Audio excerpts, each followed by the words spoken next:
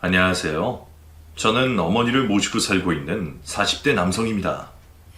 저도 나이를 먹어가면서 점점 감수성이 풍부해지는지 그 전에는 스포츠, 예능만 보았는데 이제는 드라마나 남들 사연들이 점점 재미있고 와닿기 시작하네요. 그렇게 인생에 별다른 일이 없고 연애도 몇 번 못 해봤던 저에게 이런 황당한 일이 생길 거라고는 생각하지도 못했어요. 지금보다 젊은 나이였지만 그래도 제가 세상을 보는 눈이나 사람 보는 눈이 꽤나 있구나 싶었으니 말이죠. 그래서 그런 황당한 일은 저에게 없을 거라 생각도 못하고 있었는데 막상 그런 일을 겪고 나서야 그동안 제가 얼마나 자만했었는지 알게 되었어요. 제 이야기는 결혼과 사람에 대한 이야기입니다. 직접 겪은 일이라 얘기하기 어려웠지만 이야기해 볼 테니 잘 들어주세요. 집안의 외아들인 저는 당시 아버지가 돌아가시고 어머니와 단 둘이 살고 있었어요. 벌써 4, 5년 전 얘기이니 제가 30대 후반이 되죠. 대학생 때 이후론 먹고 살기 바빠 이렇다 할 연애도 못 해본 저는 점점 여자분들을 만날 접점이 없어지면서 결혼이라는 생각도 접고 있을 때였습니다. 고슴도치 새끼 마냥 제 늦은 나이에도 어디 하나 모자란 구석이 없다고 생각하셨던 어머니께서는 제가 결혼을 못하는 이유가 홀로 계시는 어머니를 모시고 있어서라고 생각하셨어요.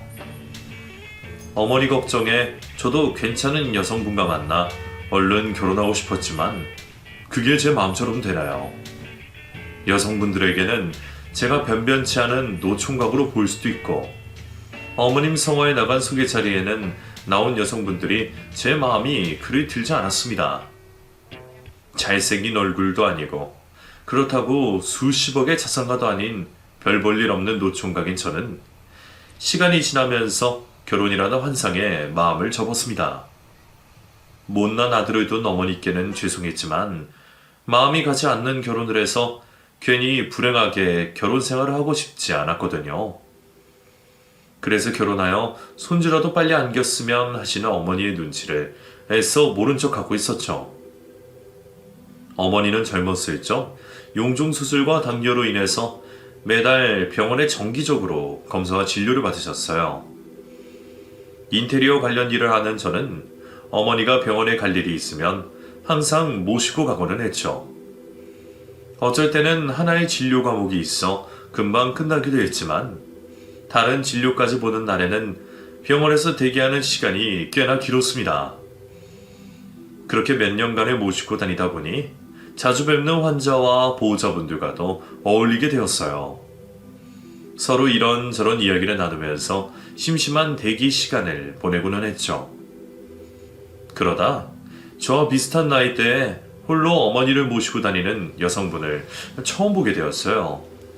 그날은 처음으로 진료를 보러 오셨는지 어머니로 보이시는 분을 치료실에 보내고 번호표를 가지고 긴장하듯 서 있더군요. 번호표 줄소리에 우왕좌왕하는 모습을 보니 제가 도와드릴까 해서 말을 걸었습니다. 저 처음 오셨나봐요. 좀 도와드릴까요? 감사합니다. 수납이랑 다음 진료 예약표를 받았는데 동시에 하는 건가요? 그리고 약을 병원에서 받아가라던데 어디서 받아야 해요? 괜찮으시면 제가 같이 해드릴게요. 어차피 저는 대기가 좀 길어서요. 그런데 처음 오셨나봐요? 네, 저번 주에 수술받고 오늘 퇴원하는 거라 제가 정신이 너무 없나요? 그 뒤로도 어머니를 병원에 모시고 갈 때마다 정말 우연치 않게 그 여성분과 자주 마주치게 되었어요. 제 도움 때문인지 다음 만남에서 먼저 아는 척을 해주어 병원에서 마주치며 대기할 때마다 서로 말을 섞으며 이야기를 나누었죠. 보통 병원에 가 있다 보면 가족이 얼마나 아픈지, 뭐가 몸에 좋은지 등을 다들 자신도 모르게 술술 이야기하게 되거든요. 처음에는 서로의 어머님들의 치료를 관해서 이야기하다 점점 개인적인 이야기들도 하게 되었어요. 당연히 제 나이 정도면 결혼을 했을 거라 생각했던 정미 씨는 아직 미혼이셨어요. 상호 씨도 미혼이셨어요? 네, 친구들 하나 둘씩 장가 보내고 어느 날 둘러보니 벌써 제 나이네요. 이쯤 되니 여자 만날 일이 없더라고요. 그러면서 또 1년이 가고 시간이 지나니까 무슨 결혼이나 싶어서 어머니 모시면서 혼자 살려고요. 정미 씨는요? 저도 비슷하죠. 부모님이 일찍이 이혼하셔서 철들고 나서는 계속 일만 했어요. 저도 엄마 혼자 모시고 살다 보니까 때를 놓쳤던 거죠. 이 나이에 결혼해서 무슨 호강하겠냐 싶고 그냥 엄마만 잘 모시고 살아도 성공한 인생이다 싶어서 지금까지 일만 하고 있어요. 아마 엄마한테는 불효겠죠? 그날 비슷한 처지의 미혼이 남녀 둘이서 이야기를 하다 보니 가지고 있던 호감이 좀 더 발전되었나 봅니다. 서로 번호도 교환하고 종종 안부 묻는 메시지도 보내면서 간단하게 맥주 정도 먹는 사이로 변해갔어요. 저도 호감 가는 외모에 효심 있어 보이는 정미 씨가 마음에 들었습니다. 정미 씨, 제 나이에 이런 말 하기가 쑥스럽지만 처음 병원에서 만난 날부터 정미 씨에게 호감이 있었어요.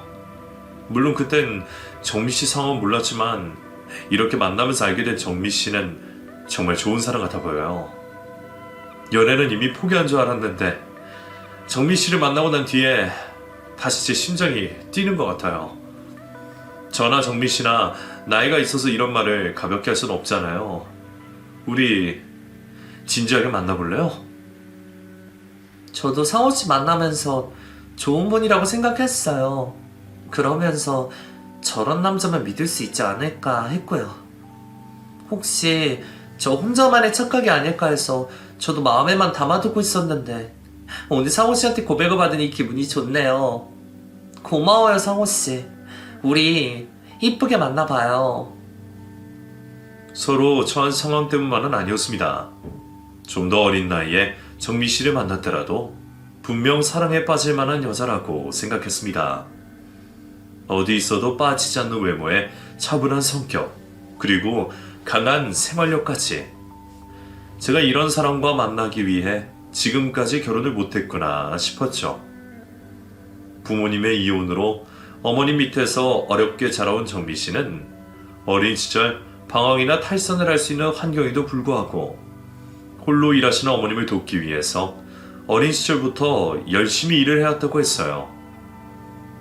데이트를 하면서 일을 하고 있는 학생들을 보며 자신의 예전이 생각난다고 저에게 에피소드를 이야기해 주는데 그 고생담을 다 들으려면 하루 종일도 이야기를 할 수 있을 정도였죠.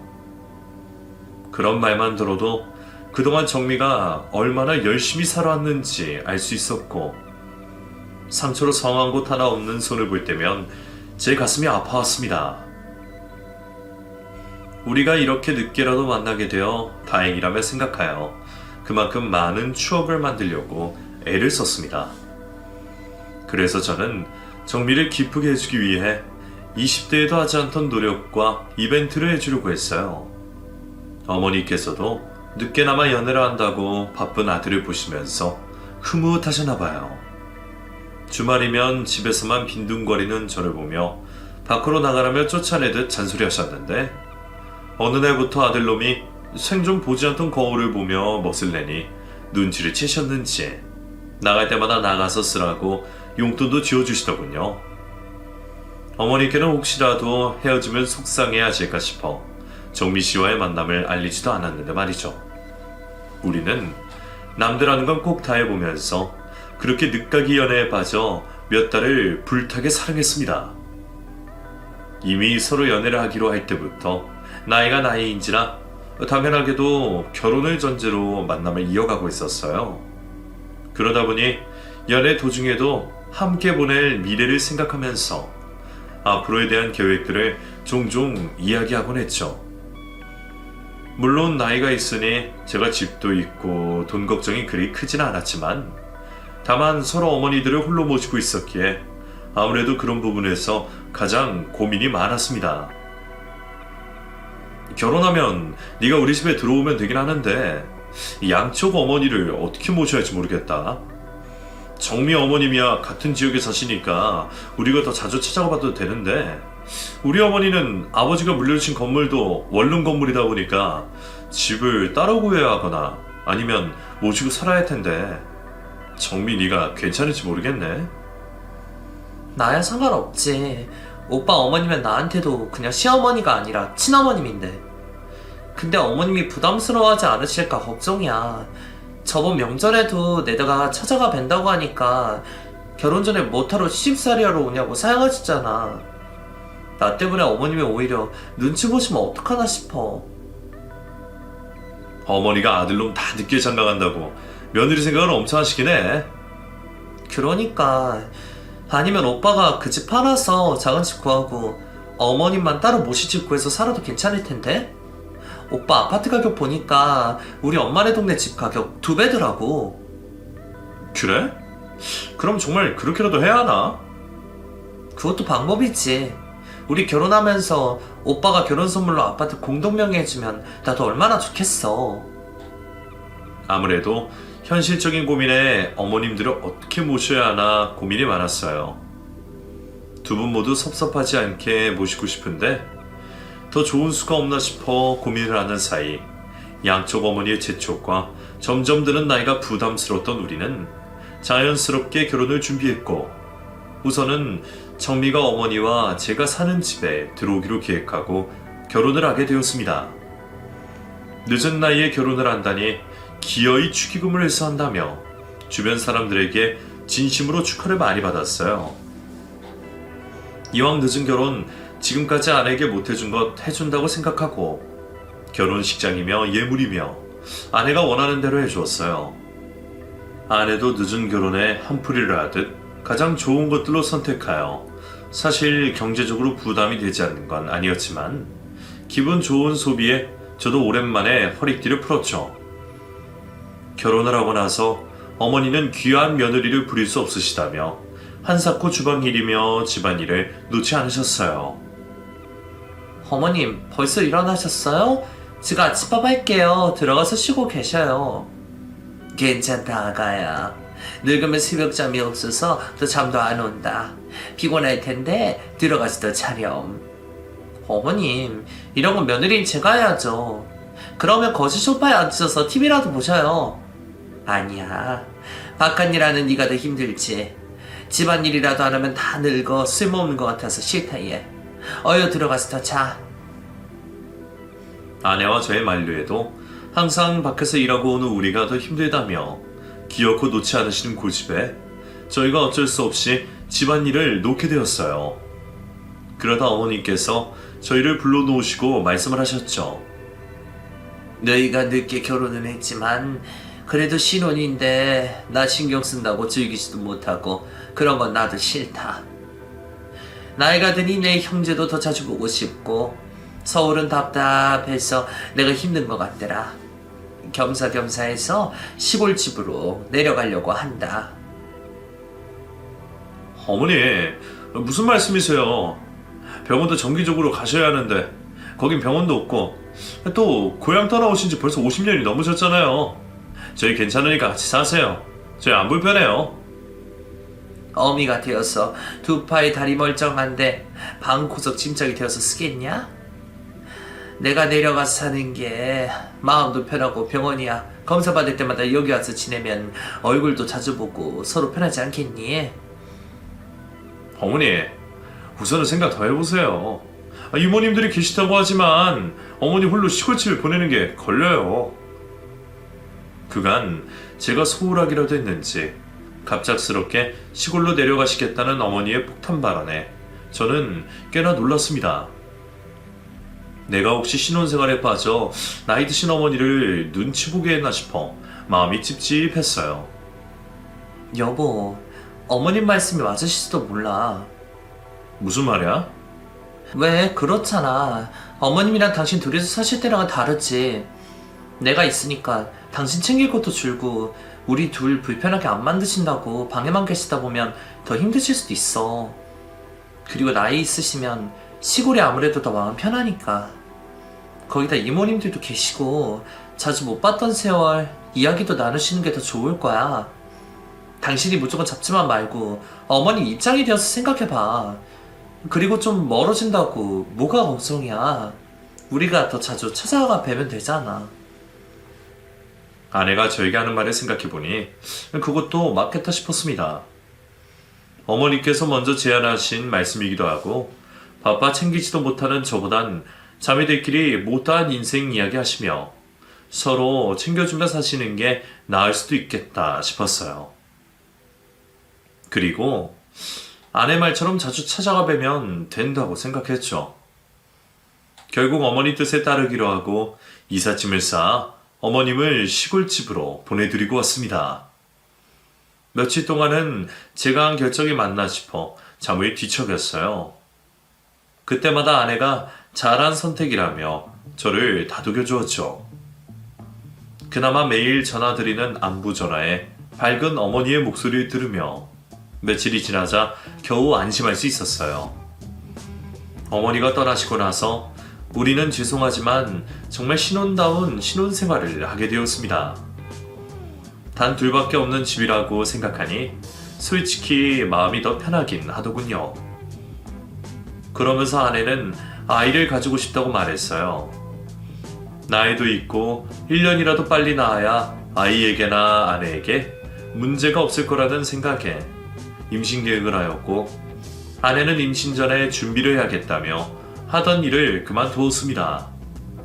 꼭 맞벌이를 해야 하는 사정은 아니었지만 어쩔 수 없이 외벌이가 부담스럽기도 했는데 그래도 늦은 나이에 세운 임신 계획이다 보니 저는 결국 아내의 설명을 듣고 흔쾌히 아내의 뜻에 따랐죠. 그리고 또 다른 이유는 혹시라도 어머니가 서울집에 잠시 머무실 때 조금이라도 덜 적적하시지 않을까 해서 내린 결정이었습니다. 어머니는 병원 진료와 검사를 받으시고 3일에서 5일 정도 서울집에서 머무시다 내려가시곤 했어요. 아무래도 연세도 있으시고 시골에서 한번 올라왔다 당일 바로 내려가시기엔 체력적으로 무리가 있지 않을까 해서 가족 모두가 내린 결정이었죠. 어머니가 올라오시는 날에는 혹시 잠시 계시는 동안 불편하시지 않을까 항상 만반의 준비를 다 해놓고 아내에게 잘 부탁한다며 일을 하러 나갔죠. 시골 계시면서 잠시 올라오셨는데 바깥 일로 제 얼굴도 오래 못 비춰서 죄송한 마음밖에 없었습니다. 그래서 그런 날에는 아내에게 어머니 잘 챙겨드리라며 용돈도 좀 더 넉넉히 주곤 했어요. 바쁘다는 이유로 생각보다 더 자주 찾아뵙지 못한 죄송한 마음에 저는 그렇게라도 마음을 대신하고 싶었습니다. 그런데 어느 날부터인가 어머니께서 점점 더 일찍 시골집으로 내려가시는 겁니다. 어머니, 준비를 왜 이렇게 일찍 하세요? 내가 벌써 서울에 잠깐만 있어도 가슴이 답답하고 속이 꽉 막히는 게 힘들어서 그냥 내일 첫차 타고 내려갈란다. 무슨 말씀이세요? 오랜만에 오셔서 주말까지 계시다가 제가 쉬는 날 모셔다 드릴 테니까 좀 더 계세요. 당신은 어머니 생각도 좀 해. 저 연세에 스트레스가 얼마나 안 좋은데 그러다 잘못 일이라도 생기면 어떡해. 그냥 내가 내일 어머니 역까지 모시고 갈게. 그래 내일 일찍 가마. 상호 너는 일 봐야 할 텐데 굳이 안 따라와도 된다. 아, 어머니 그래도 좀 더 이따 가시지. 어머니 말씀처럼 시골에 벌써 적응하셔 도시가 답답하신 건지 고령에 힘드실 텐데 며칠만 더 있자는 제 말에도 굳이 내려가시겠다는 어머니를 말리지 못했어요. 그러면서 점점 머무는 날이 짧아진 어머니께서는 어느 날에는 반찬통만 문 앞에 두고 바로 시골로 내려가 버리신 겁니다. 다행히 일이 빨리 끝난 제가 아파트 엘리베이터를 타고 올라가는 길에 마주쳐 모시고 들어갈 수 있었어요. 당신 왔어? 어머니도 요 앞에서 만나서 모시고 왔어. 어머니가 뭐가 바쁘시다고 반찬통만 놓고 가시려는 거야. 아 그래? 어머니 들어오시지 왜 그러셨어요? 미안하다 아가야. 몰래 가려 했는데 내려가는 길에 상호를 만났어. 상호야 애미가 시골집에 일이 있어서 그래. 그래서 먼저 내려가 보마. 무슨 소리세요? 어머니 잠깐 있는다고 큰일 나는 거 아니시잖아요. 며칠만 있다가 내려가세요. 아유, 그래도 내가 있으면 세아가 더 불편해하고 너도 불편해하잖니. 계속 무슨 말이세요? 잠시 계신데 왜 불편해요? 당신도 안 불편하지? 어? 어머님 편히 계세요. 어머니와 아내 사이에 무슨 일이라도 있었는지 서로 눈치를 보는 모습이 저는 이상함을 느꼈어요. 계시는 동안도 계속 우리의 눈치를 보듯 행동하시는 어머님 모습에 혹시 아내와 무슨 일이 있나 싶었죠. 결국 계속 불편해하시는 어머니를 모시고 있을 수는 없어 제가 주말에 시골집으로 모셔다 드리고 집으로 와 아내에게 물어보았습니다. 혹시 당신 어머니랑 무슨 일 있어? 왜? 어머님이 무슨 말이라도 하셔? 아니, 집에서 계시는 동안 계속 눈치를 보시니까 이상해서. 그리고 그냥 물어보는 건데 왜 이렇게 날카롭게 말을 해? 아니, 당신이 내가 무슨 일이라도 한 것처럼 말하니까. 그날도 어머니가 오셨는지도 몰랐는데 무슨 일이 있었겠어. 반찬통 놓고 가실 때도 벨 누르시거나 하시지 않으셨어? 음식 상할지도 모르는데 그걸 그냥 놓고 가시지는 않을 거 아니야. 당신 정말 무슨 말이 그래? 그럼 내가 어머니 오신 걸 그냥 내쫓기라도 했다는 거야? 그래, 내가 쫓아냈나 보다. 그렇게 생각해서 마음이 편하면 마음대로 생각해. 이제 와서 나 만나는 거 후회돼서 이러는 거야? 아니야. 그냥 물어본 걸 가지고 왜 그렇게 예민해? 미안해. 내가 너무 예민하게 굴었나 보다. 그런 거 아니야. 아내의 신경질적인 모습에 의심은 갔지만 제가 너무 예민하게 생각한 듯해 이내 생각을 멈추게 되었고 그날 이후로 어머니께서는 매번 반찬통만 놓고 내려가셨습니다. 며칠 머무시다 가라는 제 부탁에도 어머님은 고집을 꺾지 않으셨어요. 그나마 제가 병원을 모셔다 드리는 걸로 만족해야 했죠. 그때라도 수상한 아내와 피하는 듯한 어머니를 더 집요하게 추궁했어야 했나 봅니다. 그 일을 그저 어머님의 노파심과 괜한 고집으로만 생각한 저는 그 일은 잊은 채 아내와 다른 갈등을 빚고 있었어요. 결혼 전과 어머니가 시골집으로 가시게 되면서 자주 찾아뵙자는 약속을 지키지 않고 있었거든요. 아내는 가깝게 계시는 장모님이 외로워하실 거라며 매주 저와 함께 처가댁을 가기를 바랬고 저도 당연히 자주 찾아가야 한다 생각해 시간을 내어 아내와 같이 매주 찾아뵈었죠. 아이고, 우리 정미랑 이서방 왔나? 엄마, 나왔어. 뭐야? 왜 저번 주보다 살도 빠지고 피부도 푸석해진 것 같아. 무슨 일 있었어? 무슨 일은 그냥 혼자 지내다 보니까 뭐 내 몸 챙길 일이 있나. 밥도 대충 때우고 대충 지내다 보니 그렇지. 그래, 이서방 사돈은 잘 계시고? 네, 잘 계십니다. 어머님은 어디 편찮은 데 없으세요? 내 나이 되면 온몸이 병원이지. 그래도 저번에 이서방이 준 꽁진단 먹고 몸이 한게 좋더라고. 그러세요? 다행이네요. 제가 또 다른 거 좋은 게 있으면 해드릴게요. 우리 나이에 다음번이 어디 있나. 내일 갈 수도 있는 나이인데 그 공진단 몸에 참 잘 받던데 또 먹으면 참 좋겠네. 아, 그럼 공진단 한 번 더 지어드릴까요?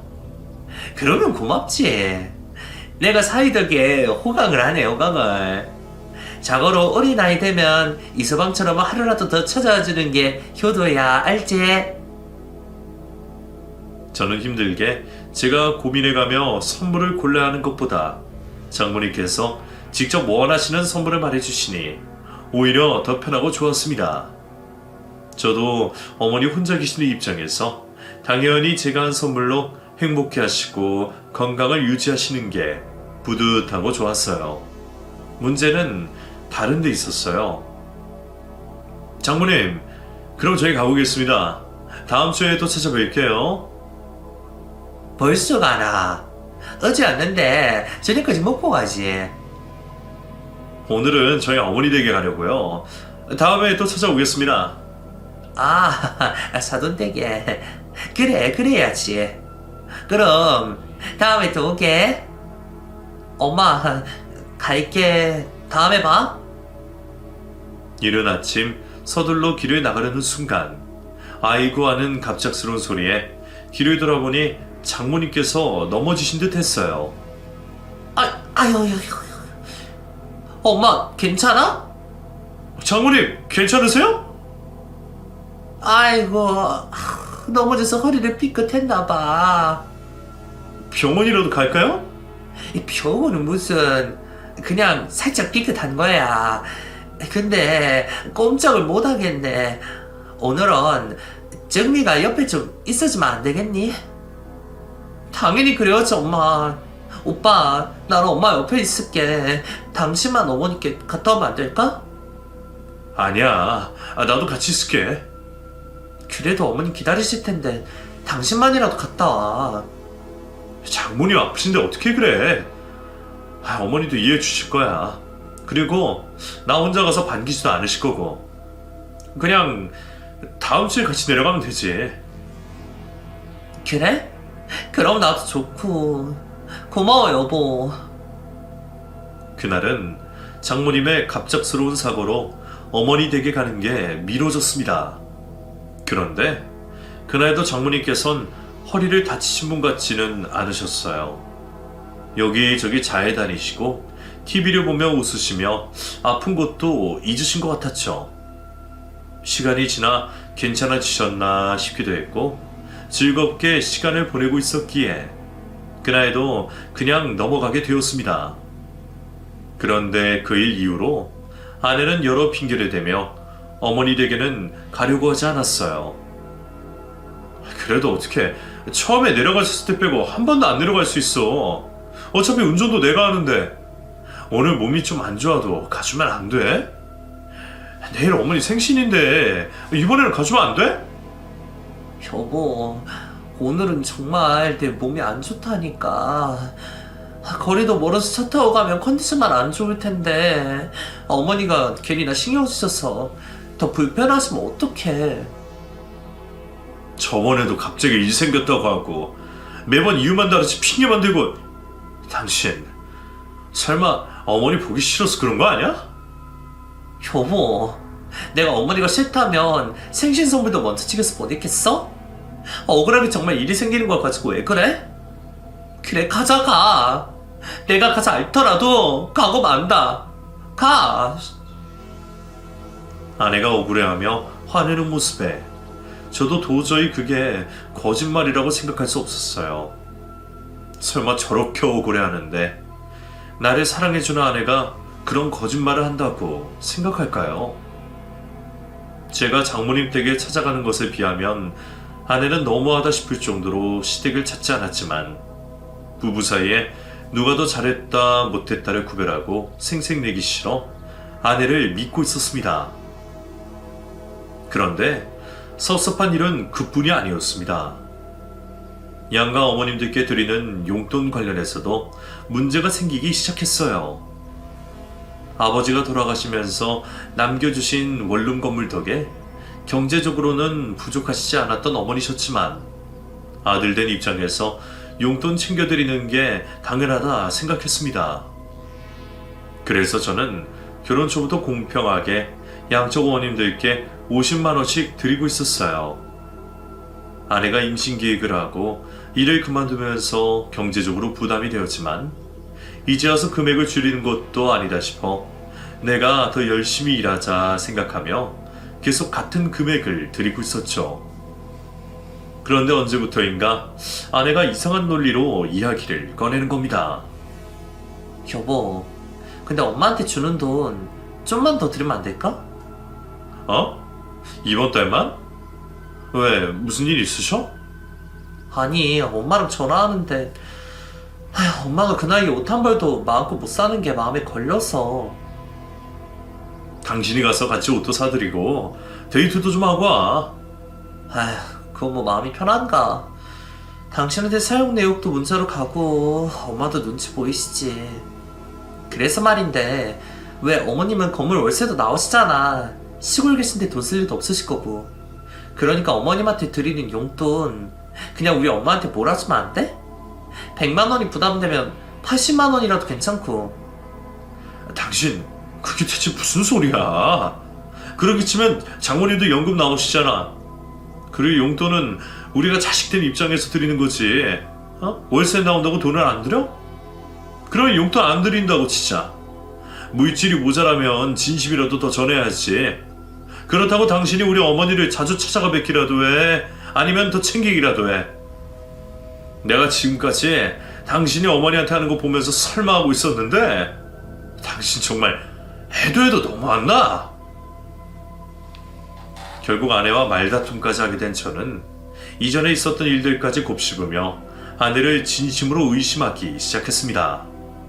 그렇게 아내와 제 사이는 당장 터져도 이상하지 않을 시한폭탄처럼 위태롭게 변했고, 그날 이후로 저와 아내는 냉랭한 분위기에 서로의 생활만 하며 지내고 있었습니다. 그러던 어느 날 그동안 기분 상했다고 연락 없던 아내에게 웬일로 전화가 걸려왔어요. 여보, 어떡해? 엄마 암이래. 우리 엄마 불쌍해서 어떡해? 당신 어디야? 병원이야? 집이야? 내가 지금 당장 갈 테니까 기다려. 날벼락 같은 장모님의 암 진단 소식에 저는 일도 다 뒤로 한 채 가게를 닫고 집으로 뛰어가게 되었어요. 전화기를 붙잡고 뛰어가며 울고 있는 아내의 목소리를 들으니 며칠 전 다투었던 생각이 들며 후회가 되었습니다. 그렇게 도착한 장모님 댁에서 모녀가 껴안고 대성통곡하고 있는 모습을 보니 저도 장모님의 암이 현실적으로 와닿았습니다. 나이 드신 장모님이 걱정되는 마음에 저도 울고 있는 모녀를 껴안고 같이 통곡할 수밖에 없었어요.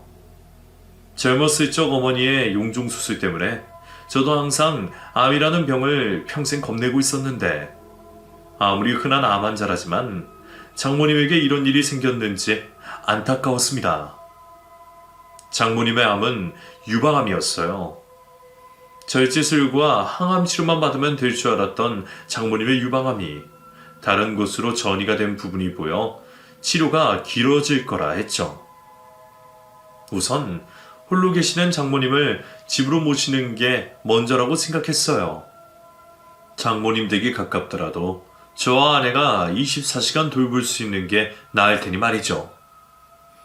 아내가 먼저 얘기를 꺼냈지만 저도 당연하다고 생각했습니다.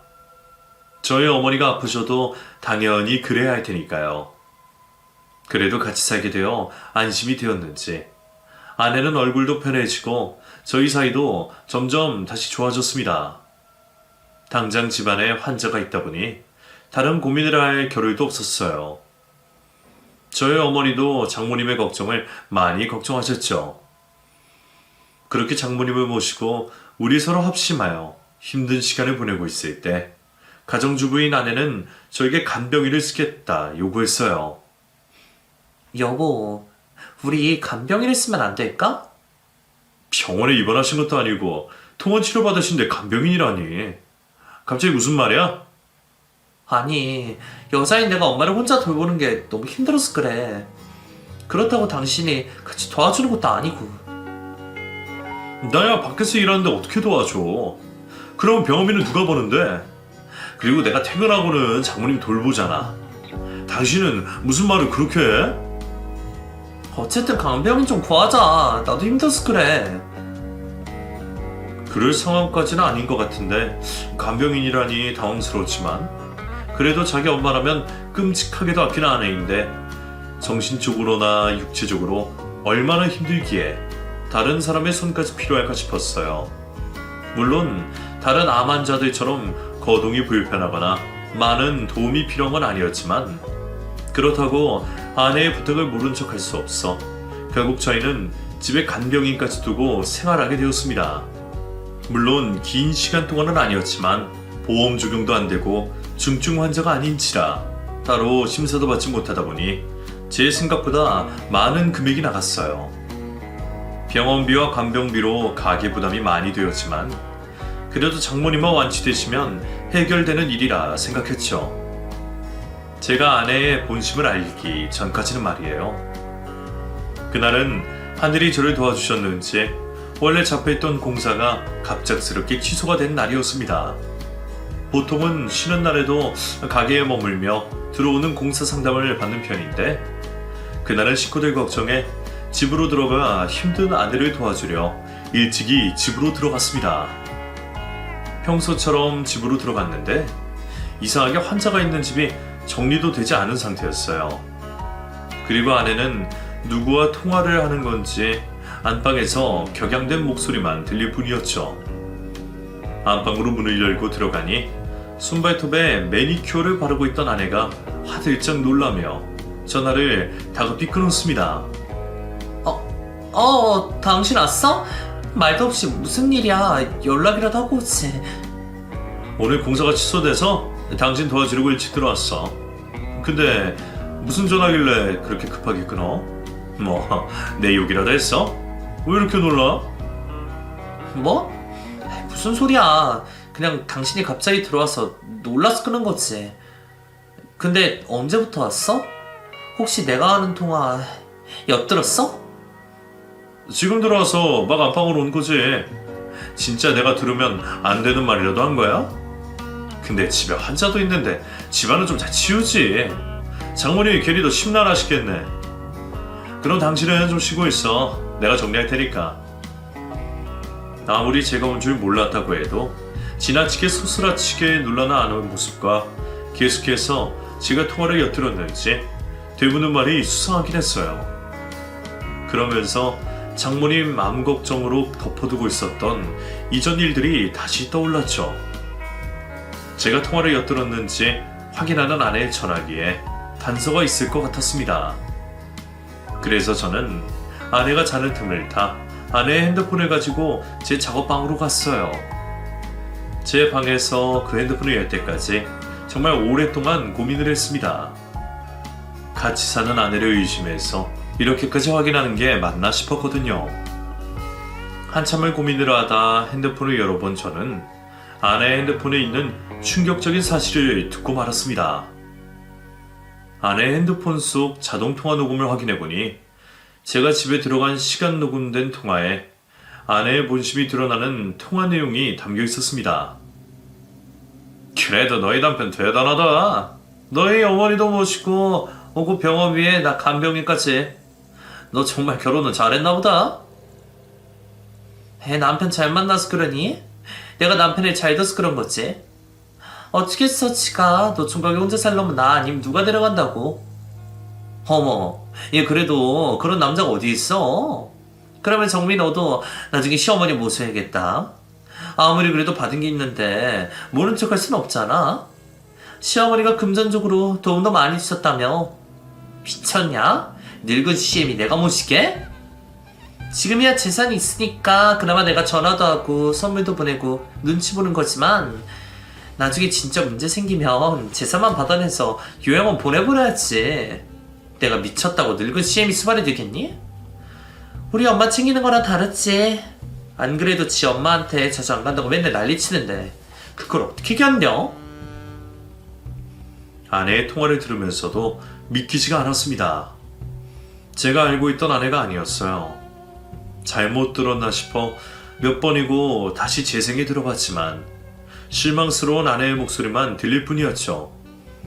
지금까지 내가 속고 결혼을 했고 바보처럼 당했구나 싶었어요.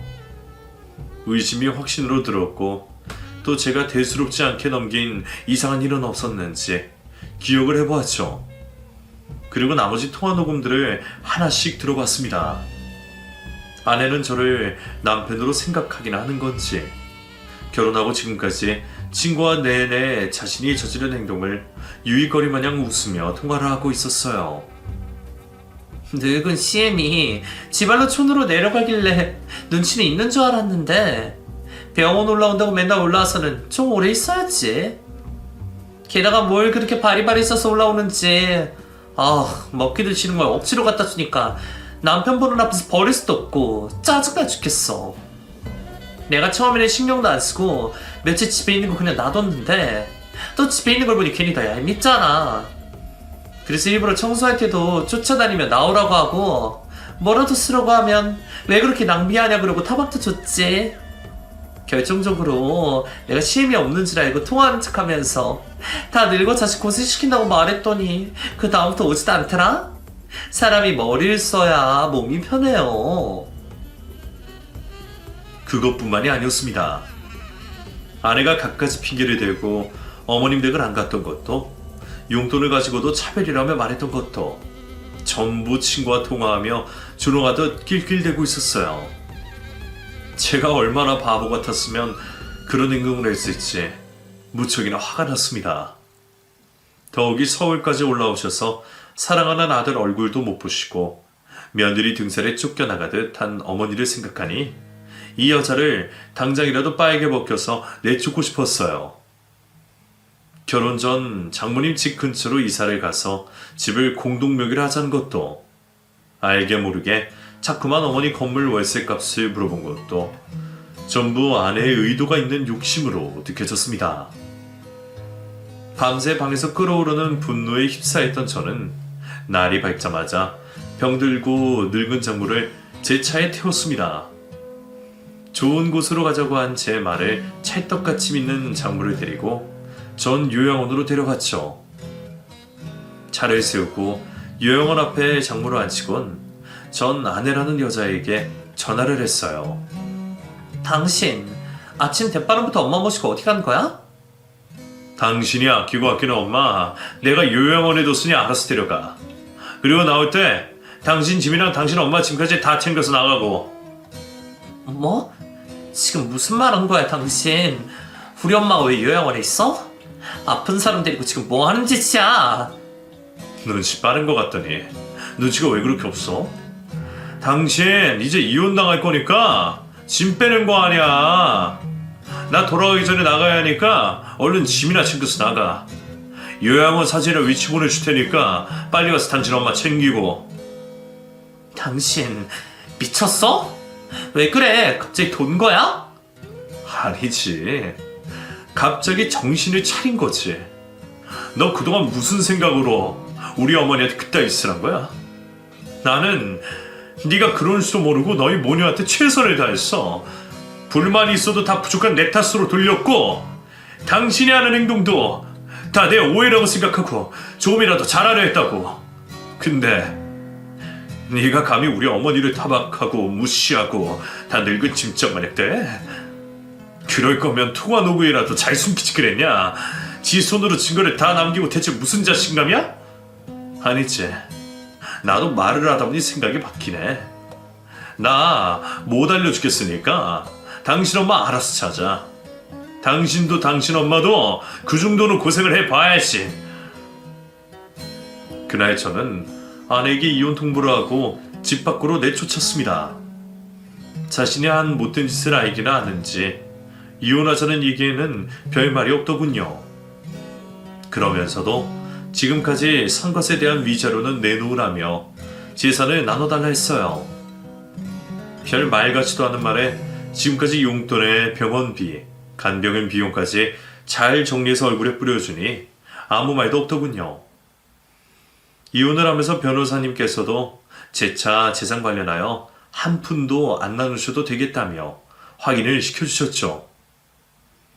아내 전화에 있던 통화 내용들과 문자 내역들로 이혼의 규칙 사유가 확인이 되면서 아내는 정말 한 푼 받지 못하고 쫓겨나가게 되었어요.